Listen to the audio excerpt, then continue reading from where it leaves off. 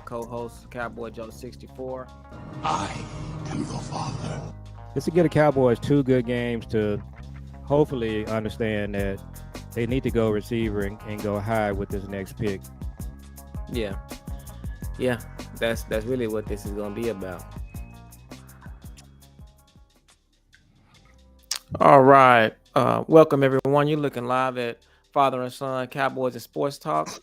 I'm the host DJ. I tell you what, aka Jules, and I'm joined with my dad, Cowboy Joe 64 on Twitter, and one of our good friends, B.Bird, is our special guest, and we're gonna be doing a series on the 30-year drought. So, welcome. Y'all want to say what's up to the people, and let me get B.Bird's channel put up so I can put it in the chat so you all can make sure you hit the link and subscribe because he's a new YouTuber, a new content creator, and he's very knowledgeable about the Cowboys. You know, I just like to just sit back and listen to the OGs sometimes. And so yeah, I'm gonna put the link to his channel in the chat and I'm gonna have it scrolling too. So y'all want to say what's up to the people while I do that? So what's up, people? Appreciate you guys joining our show, and we're glad to have B-Bird on. And so first, we're going to start out with just asking B-Bird, about his channel, why he decided to start it, and decided to bring something new to the content creating space. Yeah, so hey man, just glad to be on here, man. Y'all are one of my favorites in this business. I know they got a lot of people with a lot of more subscribers, but it's something genuine about y'all that attract me to y'all conversation, man. It's just like reminds me of me and my son talking about the Cowboys. We're both passionate about them, and so that's one of our bonding things too. So the reason why I started the station is because if you remember Outkast in the awards said the South got something to say. Well, I got something to say, man. And so, well, how do I say that? Well, I start a channel, right? Because if you call into people's shows, you're limited on what you can do. But when it's your show, you can kind of say what you want to. And that's and to be honest with you, however far this takes me, I don't care if I have 10 people or 2 or 15 or 500 people listening to me.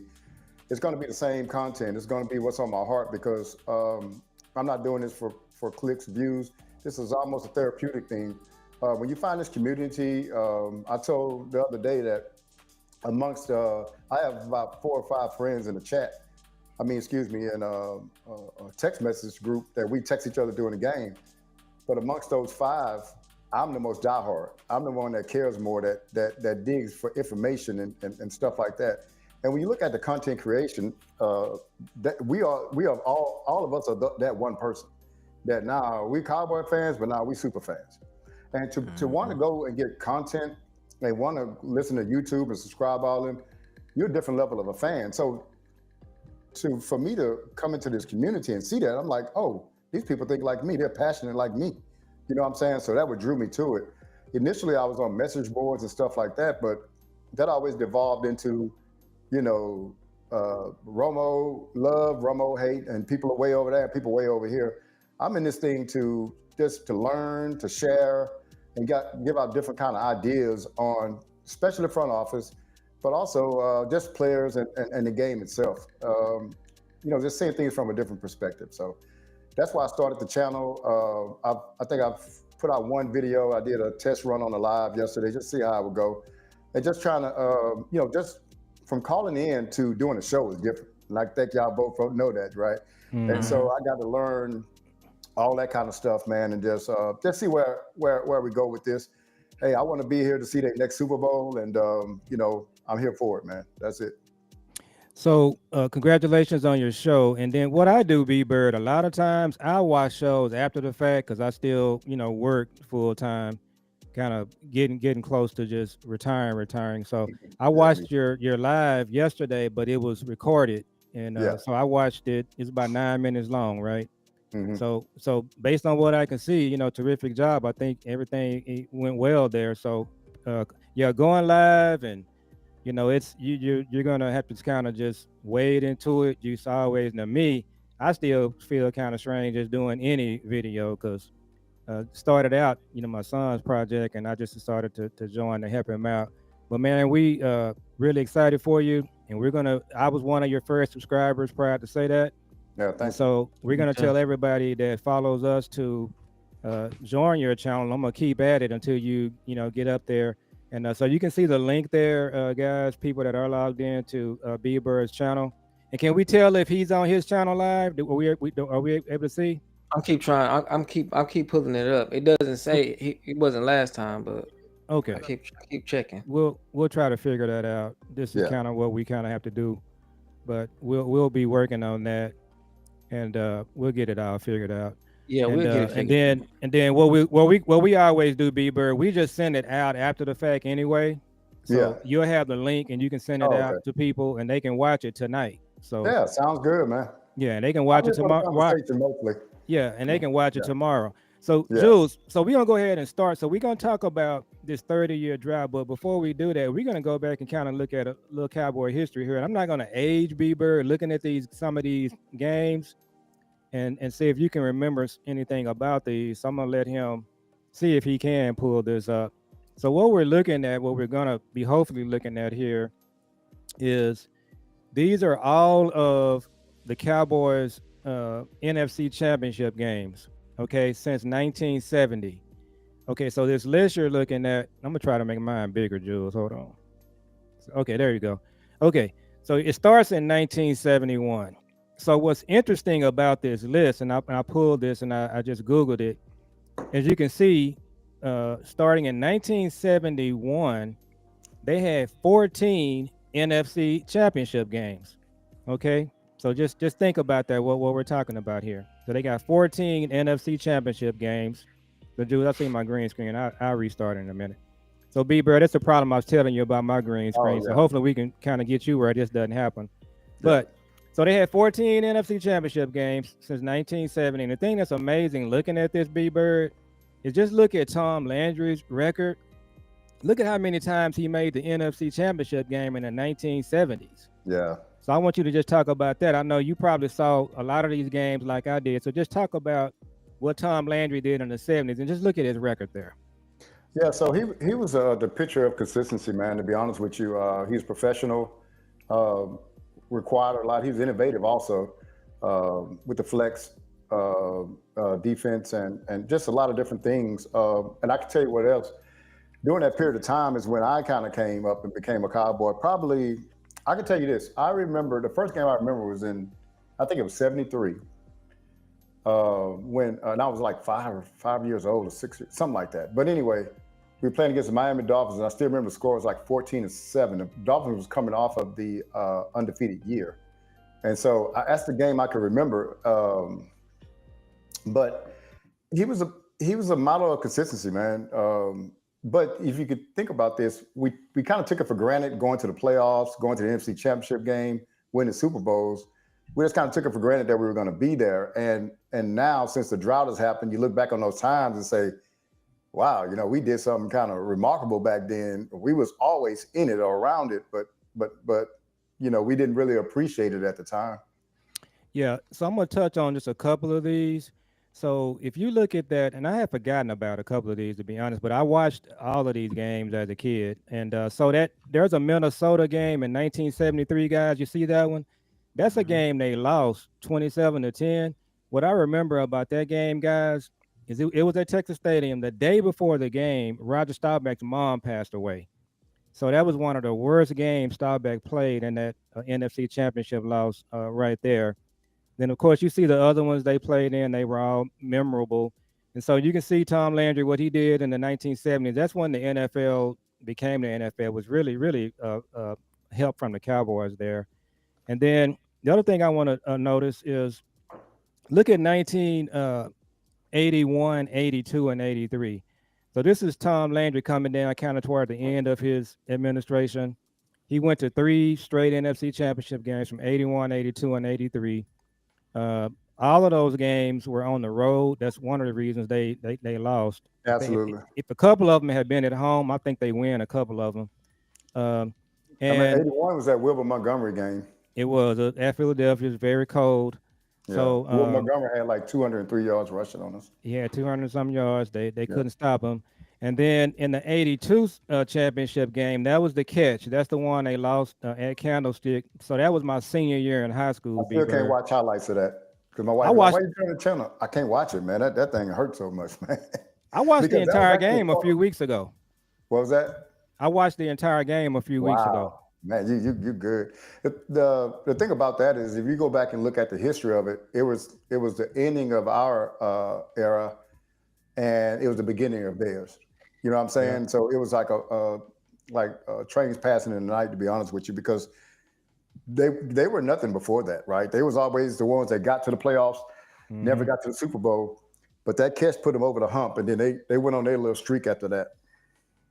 So Tom Landry, real quick, Jules. So even though his last NFC championship game was 82 and 86, they had a really good team. They had Herschel Walker. He had just joined the team. So they played the Giants on a Monday night with Lawrence Taylor, Bill Parcells, and the Cowboys won the game. They had Herschel Walker and Tony Dorsett. Well, later that year, B-Bird, you probably remember this. They played the Giants around game 10 up there, Yeah, and they were considered really the two best team, the Cowboys and the Giants. Well, Carl Banks sacked Danny White, broke his wrist. yeah, He got knocked out of the game in 86. That team, that Giants team, Jules, they went on to win the Super Bowl. So if the Cowboys, if Danny White hadn't got hurt in 86, they probably make another NFC yeah. championship game with Tom Landry. And I See, think I think this is pictures from that game. yeah, I remember seeing that picture, man. Yeah, that's the 49er game. Yeah, But that's so cool, man. and we're gonna talk about this game just by itself at some point. But so here's the thing I want to point out to you guys. So go back to that list, Jules.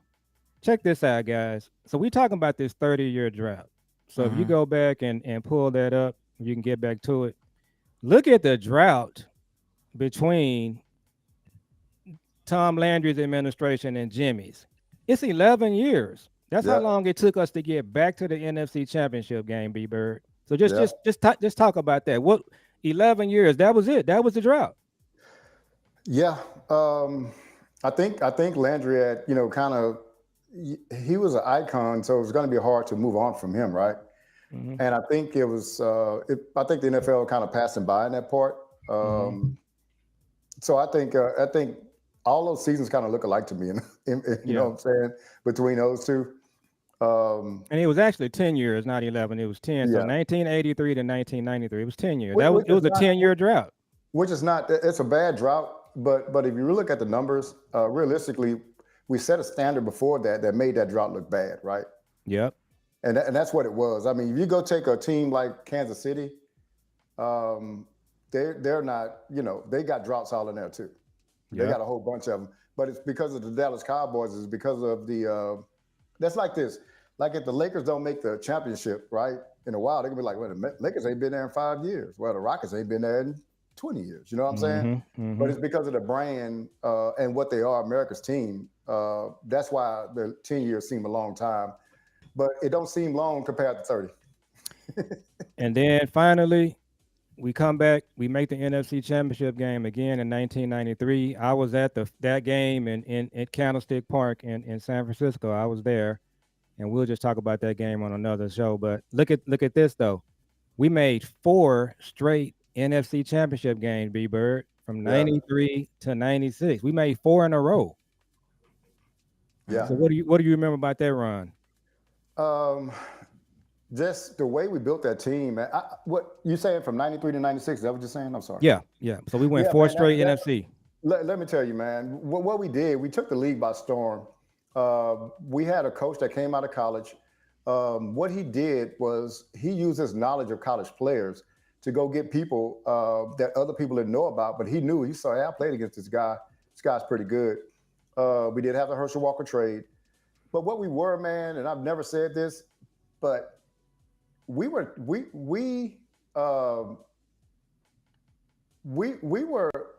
the hunters. We hunted people. Before that, we were the hunted. Everybody wanted to knock us off. But for some, Jimmy changed the mentality of the team to where we were hunters, where we were disrespected, where nobody thought we could. He had a chip on everybody's shoulder. And that's why the psychological, he's a psychology major. And we had players that were talented, but Jimmy had the ability to make those guys play to 95 to 100% of their talent. And so, and it was all about football, man. Now you got to remember at that time, Jerry was really a front office guy. He's trying to get the finances turned around on the team. So he didn't really meddle with the team. Also, Jimmy wasn't going to let him meddle with it, right?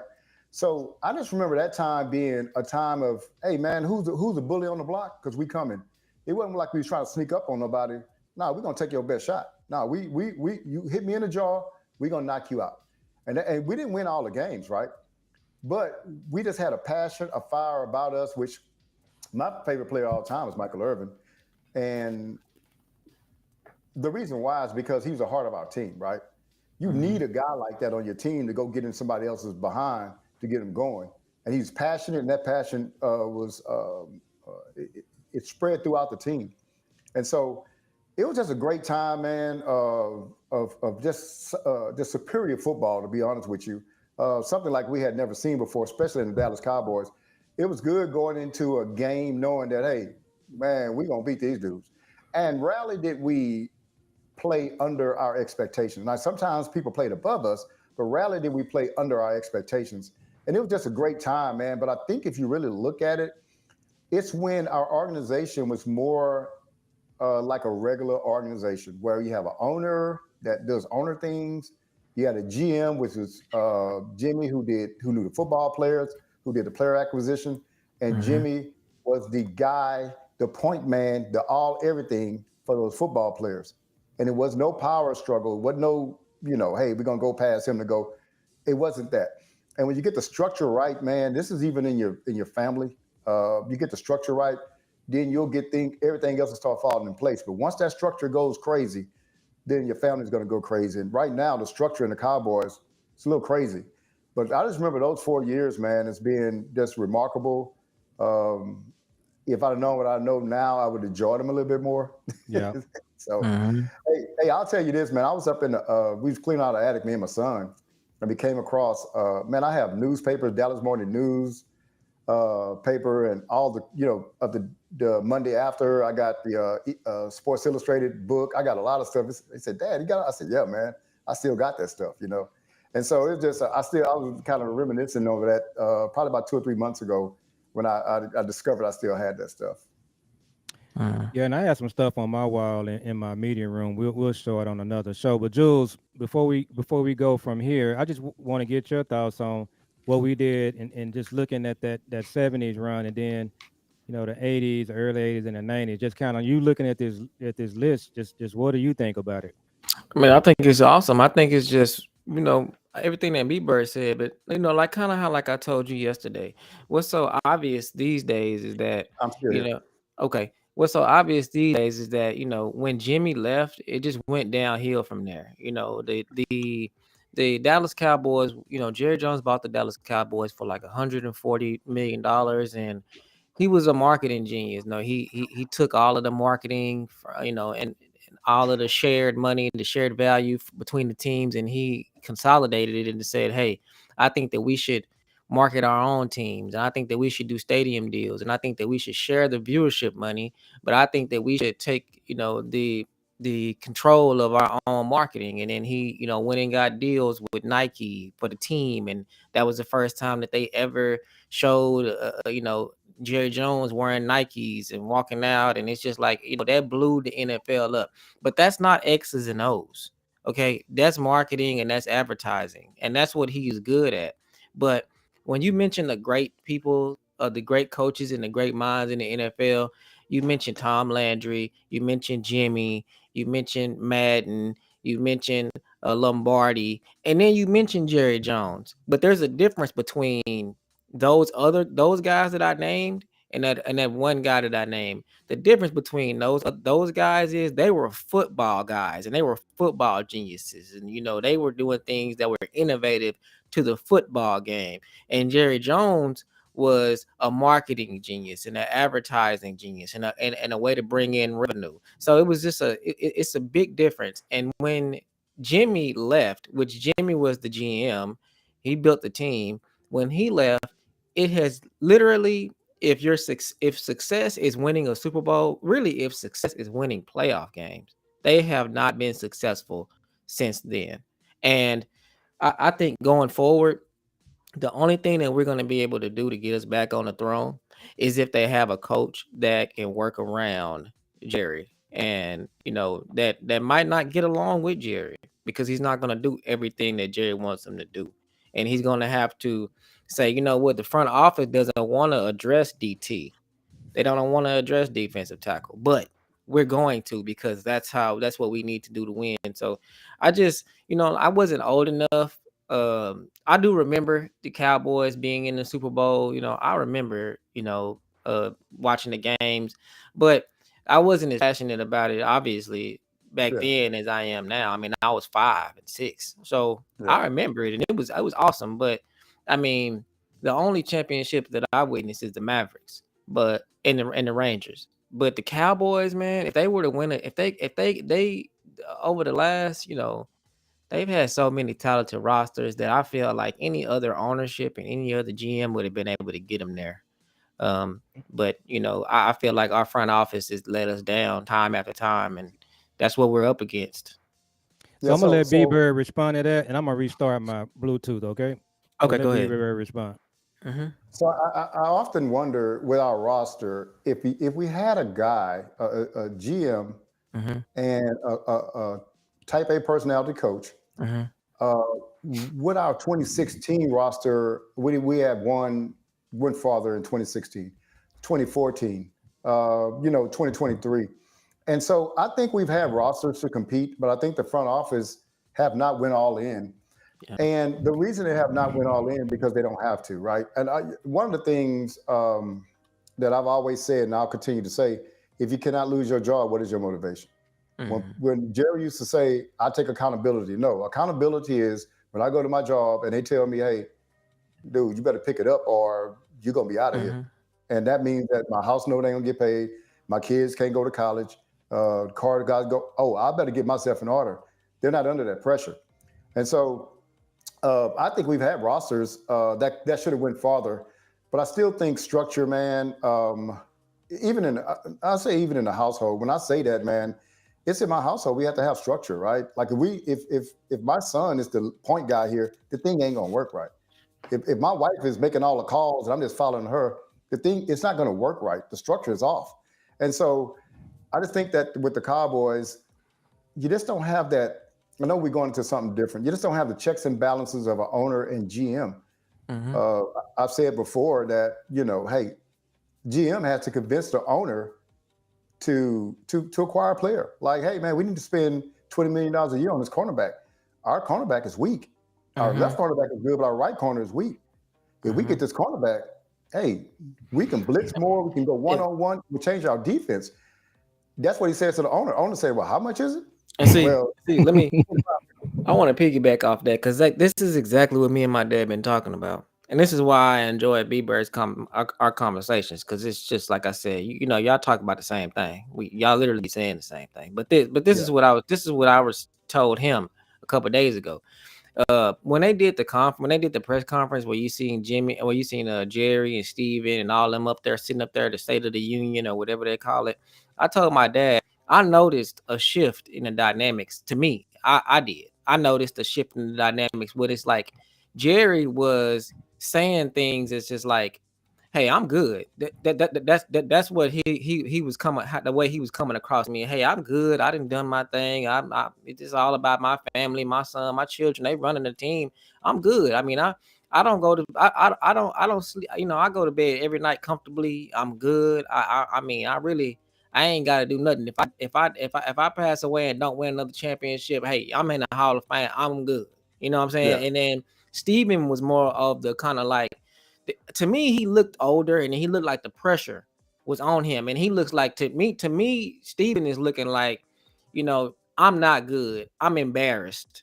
I'm not good. I'm stuck in my ways, but at the same time, I'm gonna figure this out, because I'm embarrassed, and I'm kind of like, I'm tired of the media, coming at me about 30-year droughts and all. I'm kind of annoyed by it. I kind of want to just, I want to turn the page. And then also, like you said, you notice things are happening like Shoddy.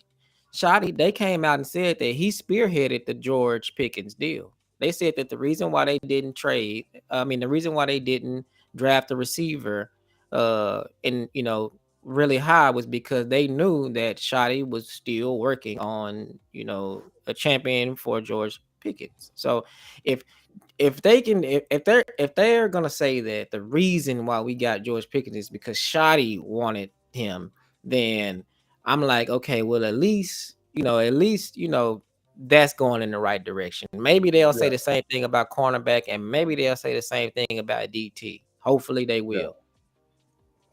But the thing is that their moves in the offseason haven't reflected a change of mentality, right? That's correct. This That's this correct. offseason has been, I mean, they threw us a bone, right?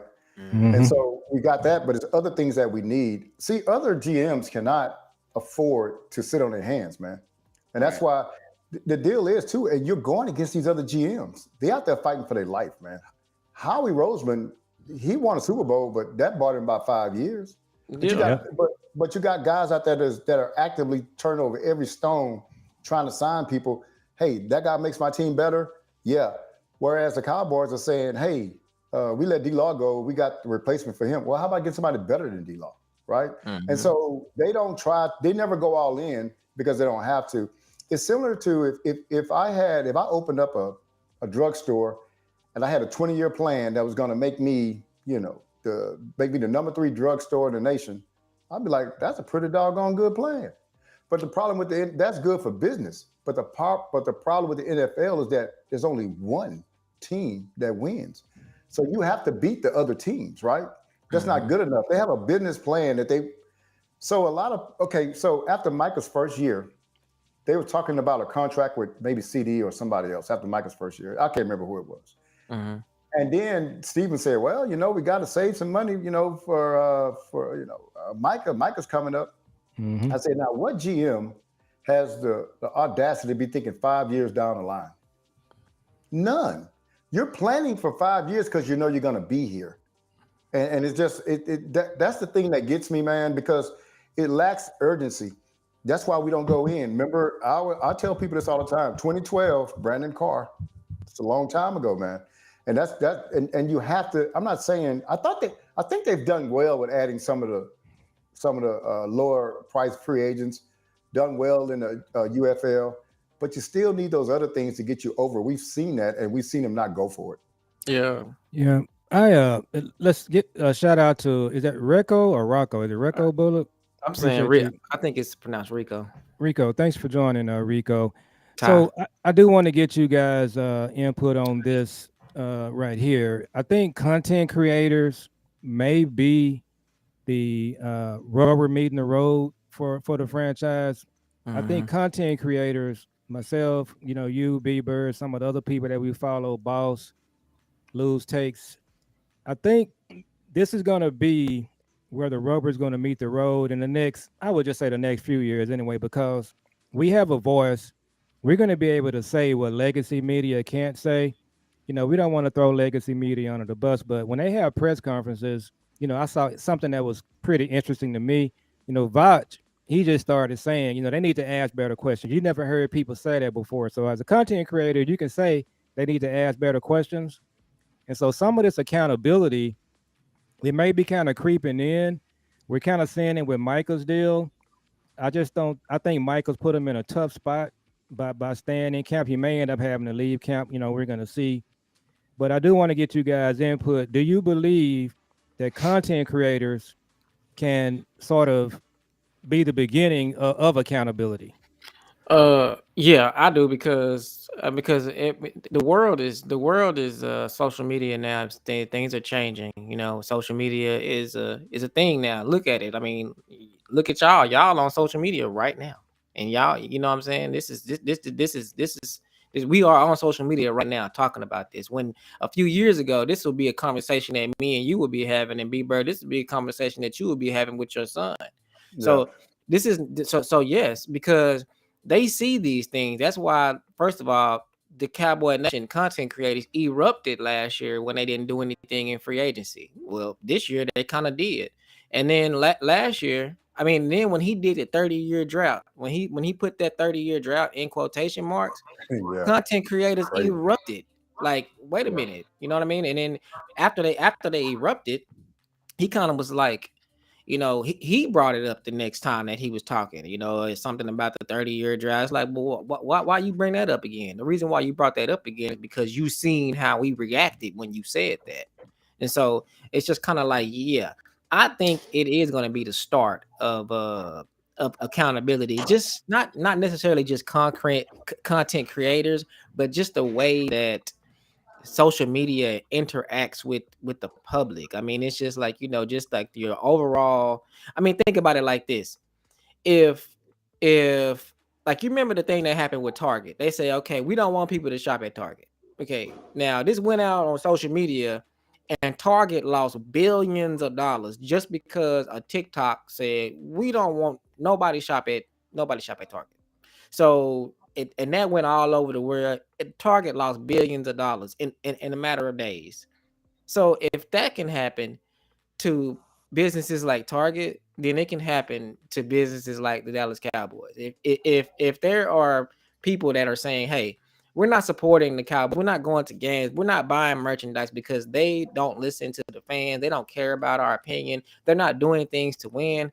I think that they're going to say, somebody in their media and their marketing department is going to say, "Yo, I don't know if y'all gonna do anything about this, but just so y'all are aware, this is what is trending right now up under the Dallas Cowboys. What's trending is that you all are not doing anything. This is a 30-year drought. What's trending is players leave here and they win, and that's what's trending right now. Just FYI. Just FYI, the 30-year drought, when you did the quotation marks, yeah, that's Yeah, that's crazy. that's blazing the internet right now. They're talking about it on ESPN. Just, Yeah. just FYI. And I think that, yeah, I think that it will be the start of some accountability or some kind of change or something. Like, Jerry said the other day, and Steven said the other day when he was, Ron Browder said that when he was talking to Steven at the off the record media press conference, he said that Steven was just like, yeah, we know that everybody's mad at us. We understand that. We wear it. We know that we haven't won in 30 years, and we know that we got to change this. I mean, we're trying. So, that's my opinion on that.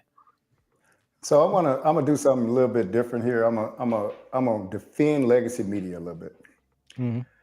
So if I'm on 105.3 The Fan, I have to tread a little bit lightly on what I do with the Cowboys, right? I can't Mhm. be disrespectful. I can't really ask too tough of questions. I can ask a couple of them, but I got to feel my way through those. I got to ask them in a certain way. The reason why is if you lose your press credentials with the Cowboys in Dallas, you're pretty much out. Like if they Yeah. said, "Hey, I don't want Johnson here." I didn't like the question he asked. I don't want him there anymore. He can't come to any Cowboy games and be in the Mhm. press. We pull his press credentials. Theoretically, you lost your job. Yep. So they can't ask the questions like we ask, right? The only That's what some reason people. I was there, I didn't mean to huh? interrupt you. I didn't mean Yeah, to interrupt you. The only reason Jane Slater is there, I believe, is because she's a woman in that business. Because she be asking questions and they be yeah. hating when she asks questions. Well, she's national also, right? Right. So she's national, but the local guys, it's just hard, man, for them to ask those questions. And so here's the deal, man. Like those guys, like the Cowboys are feeding them, right? That's why Mhm. 105.3, that's why I know they exist because they're the home of the Cowboys. Yep. So if you lose that job, man, not man, hey man, we all got bills to pay, right? And Mhm. so they're not trying to lose their job for asking questions that we would ask, right? If they put me in front of Jerry Jones, I ask those questions. Joe, you like I am, man. When we're close to retirement, we get a little, at my job, I'm close to retirement, right? I'm about a Yeah. year and a half away from that. Well, certain things. So I work at a refinery. The plant manager comes in. I talk to him like I'm talking to anybody else, right? Because we the same age. I know he's a plant manager, but it doesn't matter that much to me anymore, right? Because I'm ready for retirement. And so if I say something crazy, you fire me now, it don't matter. Like I'm good. But if I'm younger, I gotta watch that. So I'm just saying that like those guys have a job to do. We can't expect them to be like us. You're right. But we could be like us here in this space, right? We could Mhm. say some things. We could say something that goes to Jay Tuck, right? And Jay Tuck might be like, "That's a good idea. Let me put a megaphone on that idea and put it out there. I don't care about somebody giving me credit for that. I told Sky that a long time ago. Hey, if you steal something from me, take it. Just put it out there, because I'm all about the Cowboys winning, man. I'm not, whatever grows from this organically, it grows from this organically. I'm good with that. But I'm about them doing better than what they're doing. Also, I think we get into the micros so much. What I mean by that is we look at, man, this player, this wide receiver, this, that, and other. I'm more of a macro saying, man, we got to get these guys to do right at the front office. I mean, what's going to put pressure on these guys? Yeah. I look at like the coaches that when's the last time they had a type A personality coach? I know the answer. Bill Parcells. Bill Parcells. It's crazy. They won't even hire him. The criteria that they first ask is what they don't ask the question is they talk amongst each other. Will this coach allow us to operate the way we like to operate? Mm-hmm. Yes. Okay, now we can bring him in. That's what the criteria is. But back to what you were saying about I didn't want to get off of that. We have to continue to put out ideas out there that Boss, that Jay Tuck, all these guys, Law, can grab and put it out there, and it can get to the front office, right? But we just got to keep putting good ideas out there, man. That's what I think. So I think the 30-year drought, just what I've been sharing with a lot of content creators, and what we want to focus on is it's not talked about enough. They get asked a lot of questions. They get asked a lot of legit questions. Now we're starting to see some questions about the 30-year drought. And going back to Jane, they actually did sort of put her in a box for a minute. I won't say blackballed her, but for a minute she was kind of teetering on maybe being not being able to cover him anymore. She did end up recovering from that, but they didn't like it was during McCarthy's tenure. She broke some news that he didn't really want out there, and they went at her pretty hard, and it was kind of scary for her for a minute. But I just think the 30-year drought, it's not talked about enough. We talk about a lot of things, but the fact that they haven't made an NFC championship game in 30 years, to me, is the elephant in the room. And we don't talk about it enough. And we should be looking at this year during the season. Jerry, Steven, they should be asked about the 30-year drought. And just what you can do is, all of those guys have journalism degrees. You can ask a question without, being offensive or really just being too aggressive. But they need to start being asked about it, because look, the Cowboys, it was three teams that hadn't been in the NFC championship game in the last 28, 29 years or so. It was Dallas, Washington, and Detroit. That's right. So now we're the only team that's left. And what was interesting about those other two teams, B.Bird and Jules, what we had in common with Washington and Detroit over the last 28, 29, 30 years, they hired terrible coaches, both franchises. You can't even tell me right now who the last three Detroit Lions coaches were before. No. And the Washington team, they hired horrible coaches. And Detroit, they had high draft picks pretty much every year. So, but what we have in common with them is that what we've done in the last 30 years, we just haven't hired good coaches beyond Bill Parcells. And I believe one of the things we need to talk about in one of episodes, B.Bird, I don't believe they've actually drafted well. I think they've been good at times drafting. Absolutely. But some of these drafts, it's almost like the 30-year draft, B.Bird. They don't get criticized for the drafts. No.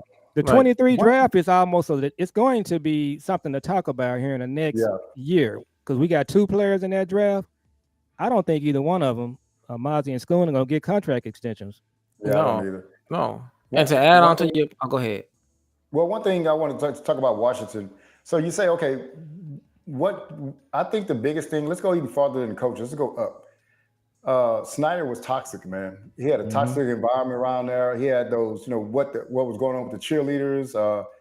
So when you toxic up top, remember, it's order. If you toxic up top, it's going to filter all the way down, right?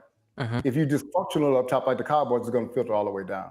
And so what they did is they changed owners.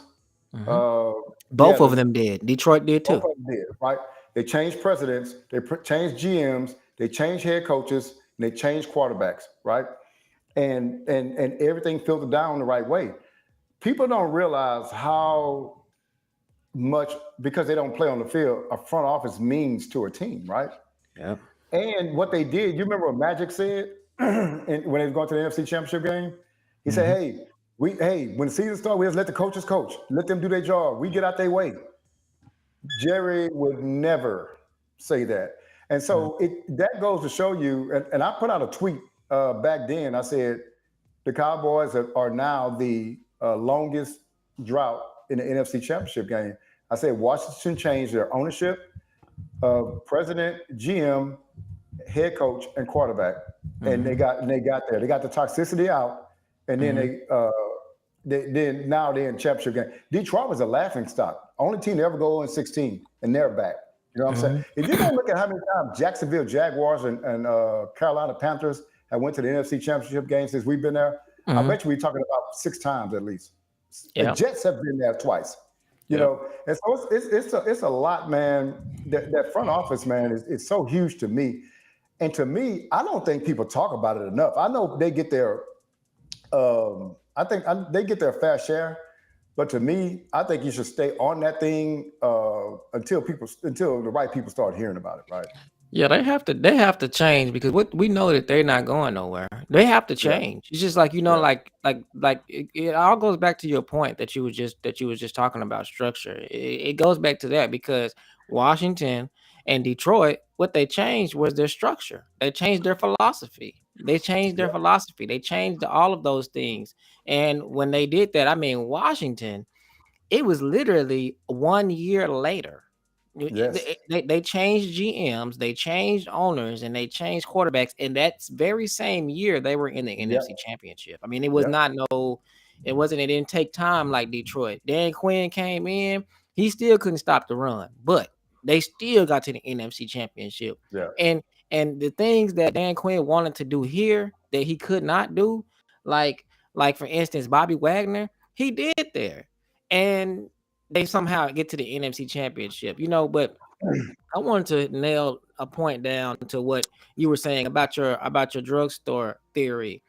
Yeah, if you have a 20-year theory, yeah, that might be cool and all, but you got to be here for 20 years.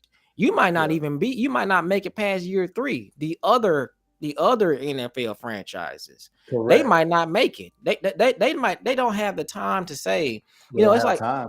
They don't. It's like Nico Harrison. Nico Harrison, he came in what he do, but everything he says, Nico Harrison, the GM for the Mavericks, everything he says is, I got a 5-year deal, man. I got to win now. So I'm not worried about what's happening. And, like Howie Roseman, he doing all this with their contracts now. And then when you look at their philosophy and the way they structure their contracts, you be like, man, in 7 years and 6 years, they're going to be in cap hell. Howie, it don't matter, because I'm not going to be here. That's right. What difference do it make? I'm gonna be known as the GM that won 3 Super Bowls. The next GM is gonna be the one that has to fix all of this. I'm just here to win now. So that was my video yesterday, right? That's my live said, because that's what we're fighting against, right? You fight against somebody that's hungry, man. You know what I'm saying? And they gotta go get it. Then you fight against a different beast, man. Then when you just like, we'll just do whatever we can to try to maintain. That whole mentality is different than what it is over there. If you look at the way we did Dak Prescott's contract, because I was looking at it in research for my live yesterday, we pretty much signed into a 4-year contract, and we pretty much divided it into 4 years. You know what I'm saying? Yeah. So his cap hit is enormous every year. To where what Philadelphia said is, we signed Jalen, but we're going to use these void years to put a lot of the money in, and we'll negotiate that around that time. Also, by 2029, the salary cap is going to be in a raise. So, you know what I'm saying, we'll be able to compensate for that. But guess what? We'll worry about 2029 when 2029 comes. We worry about 2025 right now. And so I like the way they structured it, because some people are still saying about the Eagles, they got a bill to pay. Dude, them dudes know what they're doing. Ain't no bills to pay, right? And if it is one, suppose they got three Super Bowls by the end, right? Yeah. Who cares if they have a 6-11 year? Yeah, the Rams are back. The Rams are already back. They're already back. They be in the playoffs every other year. Yeah. So I mean, So it's not no yeah. they. What they have to do is they have to, you have to have somebody. And you know what? I always say this. I always say this. If Jerry Jones was building a city, would him and Steven be pouring concrete? They would not be. They would go hire the best concrete pours ever. If they wanted to design a building, would they be sitting in the engineering room themselves and engineering this? They would not. They would just go buy. They would go hire the best engineer that money can buy. So when it comes to the cap, why is Adam Pacifica and Stephen Jones running our cap? They should go get someone that specializes in finance to run it, because they obviously can't do it. They don't do it right. They haven't done it right in 30 years. I mean, this is obvious. So My Well, let's one opinion. let's thing do too. this. Oh, go ahead, B-Bird. Well, Says, I looked at Jalen's contract versus Dak's, and I saw some stark differences. One of them was Dak got a whole bunch of a signing bonus of 80 mil, which counts pretty good. Jalen was like 20 something mil. Wow. What they did was they got ahead of Jalen's contract, right? They got well ahead of it, and so yeah. I think what we lack in the front office is conviction on players. Oh Like we yeah. got to know a player is good. Okay, this is why since we got this show, I never really get the chance to do this. So I think that the best attribute a quarterback can have is not arm strength, not legs, but the anticipatory skill. Like understanding the offense so good and understanding what defense you're playing against to know that this guy's going to be open at this point. I can throw the ball right here. Like And it's going Troy. to look crazy, but then the wide receiver going to come and take the ball out of it because I know everything, right? Mhm. The Cowboys, the Joneses lack anticipatory skills as far as GMing. They need to see way more information than other GMs have to see. So 100%. when they need to see a dude got to run for 2,000 yards and say, you know what, I think he's good. The reason why they held their foot on Dak, because they still didn't believe what they saw. He was a fourth round draft pick. Man, that's got to be luck, man. I don't know. And then when his contract come up, well, I don't. Let's just see more. Real GMs, when you can see a little bit and you can forecast because you're a personnel guy. Hey man, we got us one here. Hey, let's go and sign this guy. B-Bird, Why? let me Because ask you it'll this. take 2 years. Let me ask you this. It's like I asked my dad the other day. Are the Joneses, are they betting against their players? I mean, like, are they do they really think in their mind that these players are going to perform bad? It's just like that's the only, like, okay, let me ask you this. You knew Micah getting off the plane that he was going to be one of the best players in the NFL. After year one, you knew that. Yeah, You knew yeah, that. You knew that this was yeah, going to come. This was going to happen. You knew it. It's just like yeah. when CD fell to us. We knew that when we got CD and they gave him 88, we knew that he was going to eventually be the number one Dallas Cowboys receiver. We knew this. Correct, We didn't have to guess. correct, Mm. But what did they do? They waited to the last minute to get him his. It's like Micah. They should have been trying to. And then what makes me so mad is that when Micah unveiled and pulled the curtains back, and he was just like, Cowboy Nation, y'all. I just want y'all to know we went to them last March and yeah, told them we'll take less if I can get signed now, and they didn't yeah, even talk to us. So it's just yes, Yep. So like, let's do this, and then we'll kind of wind it down. I do want to share this with you guys and get you guys input. I think what's happening with Jerry, specifically Jerry, probably Steven too, B Bird and Jules, is what I noticed when they have to pay a big contract. What's up, Amp? Appreciate you joining the show. It was good seeing you on Saturday and doing the show with you. And shout out to Miss Matrix. She's a new listener. Appreciate you. But B Bird, Jules, check this out. Whenever they got to do a major contract, they always do this. And I think one of the reasons they do is because I don't think they really want to pay these guys big money. They did it with Dak. They had chances to pay him, lower, but when it really came down to write the check, they didn't want to do it. They didn't want to do it with Emmett B. Bird. yeah. I And they remember don't want that. they don't want to do they didn't want to do it with Dez. So I want to ask you guys, this Micah thing, is Jerry at this point, is he just regretting the fact that he's going to have to write this big check, and he's just really showing he's just antsy about it because he did the same thing with Dak? uh, B uh, Bird. yeah, I don't I don't know because uh, Jules, everything that you said is the same thing for Tyler Smith, right? Right Yeah, now. that's gonna be the next one. That's going to be the next one. He shouldn't wait till next year. And Now, and and what about Pickens? Now, Pickens has the same agent, Mulugeta. Now, Pickens may not be that big. It's gonna be probably similar to what they did with Diggs.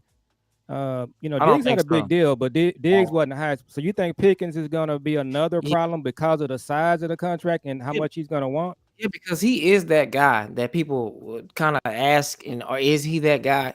He is that guy. He's gonna yeah, perform just like CD. yeah. Okay, Yeah. So so yeah, you're gonna That's have why I to would have. Tyler Smith is next, B.Bird.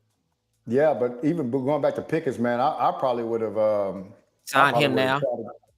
Well, yeah, I would have talked even before the trade, man. I've been like, hey, man, we want to talk contract. You know what I'm saying? Yeah. Get him locked in now because I think he's going to have a good year. And then Yep. after that, now we're going to be watching the CD situation all over again. Mm-hmm. But I did feel like when we traded for Pickens, I felt at the time that we were gonna be able to sign him. I'm not so sure now. Tag him. yeah, Well, they let can me ask y'all a tag him. question, man. You mind? What I have a okay. So with all this contract stuff, Mhm.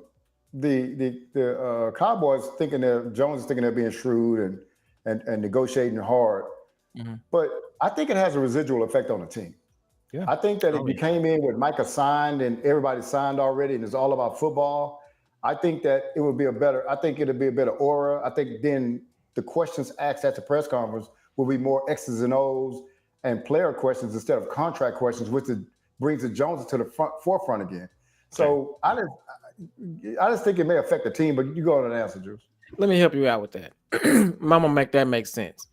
Okay, so this day and age of football, you got like back to the social media thing. These players are more active in the media than ever before.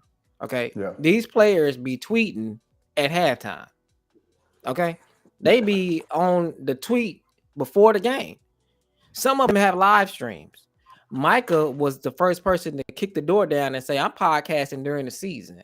I'm talking to fans. I'm talking to other NFL players more than ever. So that makes that make sense. It does affect the team because it's literally what these guys are talking about outside of camp, outside of football. When they Mhm. not at practice, they talking about Micah. CD posted the other day, here we go with this crap again. Just pay the man. Like for your player, your star player says, here we go with this crap again.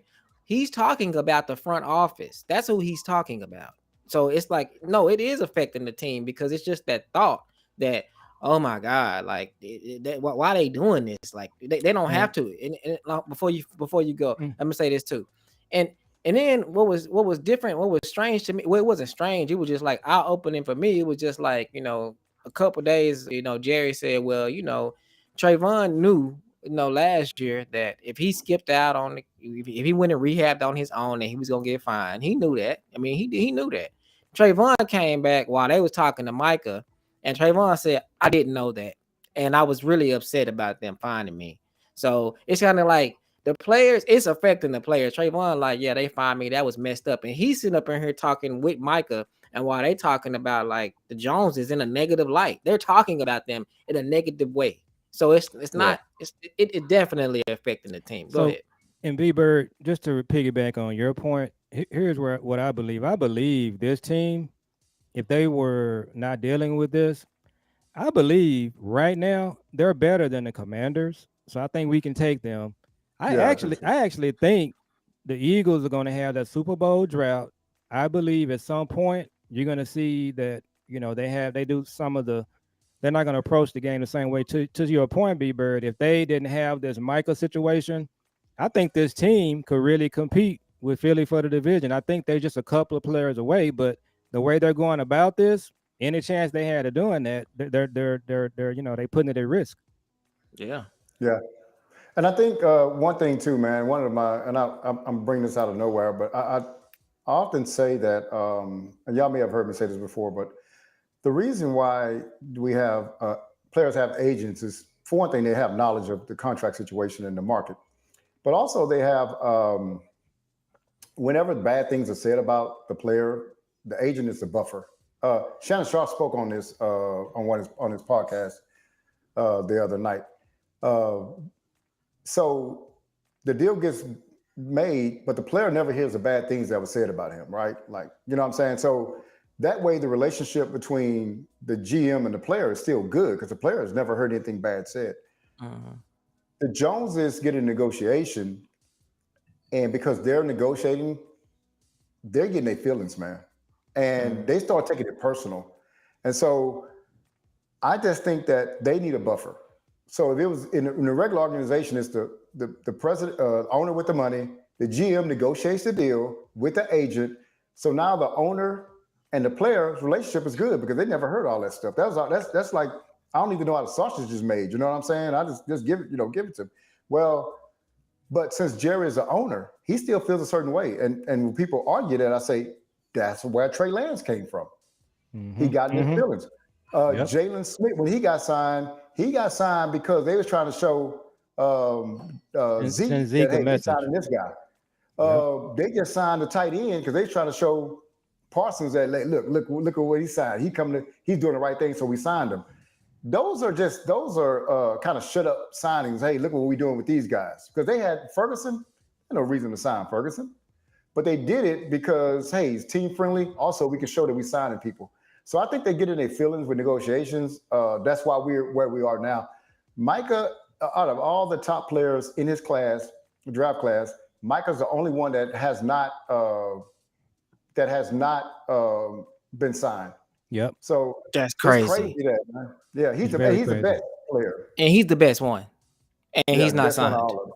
Yeah. So let's do this, guys. So Jules, as we wrap up, let's promote B.Bird's channel and our channel. So remind people how to subscribe to B.Bird's channel. Is that what you have on the screen? That is Okay. that's the so you can type in anything that you see on this screenshot right here to get to B-Bird's channel. You can type in Bird Cowboy B-Bird Cowboys.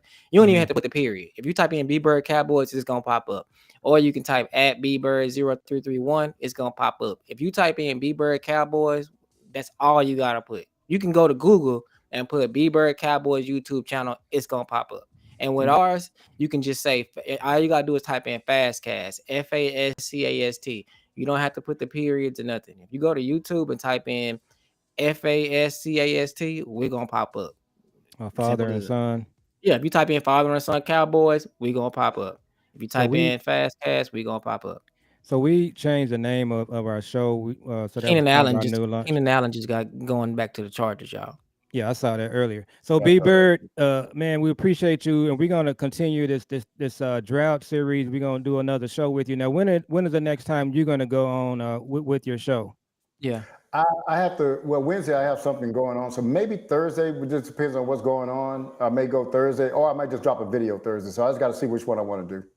Okay, Okay. well, we definitely gonna check it out, and we're gonna promote it. And man, just Hey, so excited about you doing your channel. Been following you for a very very long time. We have a whole lot in common, man. You talking about the refinery? All our folks are from Houston, the Houston oh area. yeah, it's big So down here. Yeah, yeah, we been through Galveston. I grew up when I was a kid. I would get dropped off in the summer in Houston and be at the beach there.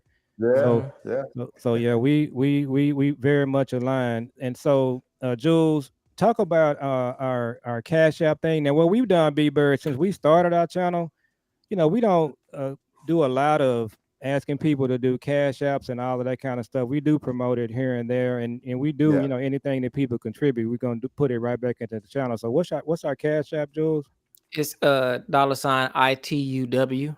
It's very simple. It's Okay. my nickname is I tell you what. My best friend gave me that name in high school, so I tell you what, and it's ITUW, and that's the Cash App. So all you gotta do is type in Cash App ITUW, and it's real simple to do that. And Yeah. if you don't mind, donate whatever you can. We're gonna put it right back into the channel. We got some things coming up, some more production that I'm doing, and yeah, so anything is helpful. We got some more equipment. B-Bird, you'll see that with this YouTube channel, it's always something else. Like it's always something that you can that you can invest into it. Like that mic, Yeah, like that mic that you just put on, it made your yeah, sound. It just made your sound and your quality, your production that much better just by yeah. turning it on. So it's just little things like that. And B.Bird, so I'm kind of the OG. I'm still learning stuff, and so he kind of produces everything, pretty much everything that you're seeing on our channel. He's doing it, so he will definitely reach out to you if you need Yeah, any help with I I got anything. his have your number number now. now. Yeah, we got Yeah. so Yeah, anything that anytime you need me, I'll make myself available. You just let me sounds know. good, man. Yeah. Okay, well, B.Bird, man, we appreciate it. We ain't gonna hold you on, and then we'll chat offline, and we'll set up another show with you. Sounds Yeah. good, brother. Okay, All right. all right. Take care. Appreciate it, All guys. right, you Thanks too, for man.